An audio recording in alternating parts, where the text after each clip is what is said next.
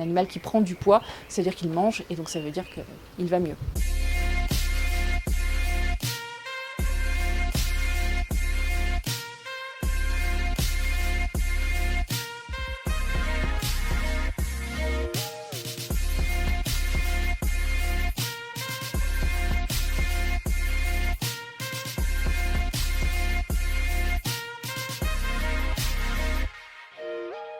Le vrai nom, c'est un centre de sauvegarde pour la faune sauvage. On soigne les mammifères, les reptiles et les amphibiens. Et donc en gros, c'est comme chez un vétérinaire, sauf qu'on soigne les animaux sauvages. On a les autorisations pour recevoir de la petite souris, du petit rongeur, du loir, du blaireau, jusqu'à les plus gros, ça va être par exemple le blaireau ou le renard. On va recevoir les appels des citoyens de toute l'Auvergne qui vont nous appeler quand ils vont trouver un animal en détresse. Ça peut être des situations très différentes.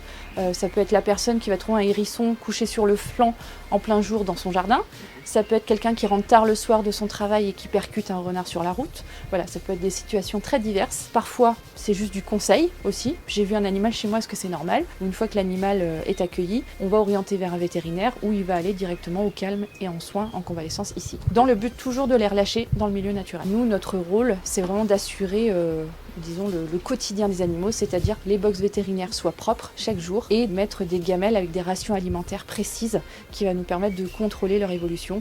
Parfois on fait un contrôle poids quand c'est des espèces qui le permettent. Un animal qui prend du poids, c'est-à-dire qu'il mange et donc ça veut dire qu'il va mieux. Par exemple pour des carnivores, on ne pourra jamais se procurer des proies sauvages, donc évidemment on est obligé de trouver des solutions pour pouvoir nourrir ces carnivores avec de la viande à moindre coût pour l'association, puisque évidemment on est tous bénévoles. On a des dons de viande de certains supermarchés, on va avoir des dons de viande de certains fournisseurs en viande pour parcs zoologiques.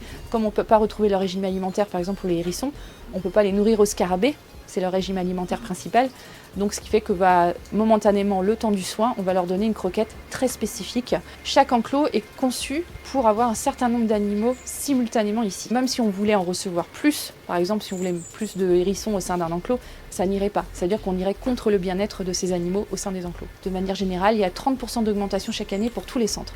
Ça s'explique par la notoriété du centre, on se fait de plus en plus connaître. Les gens sont de plus en plus curieux de l'espace naturel, de l'environnement.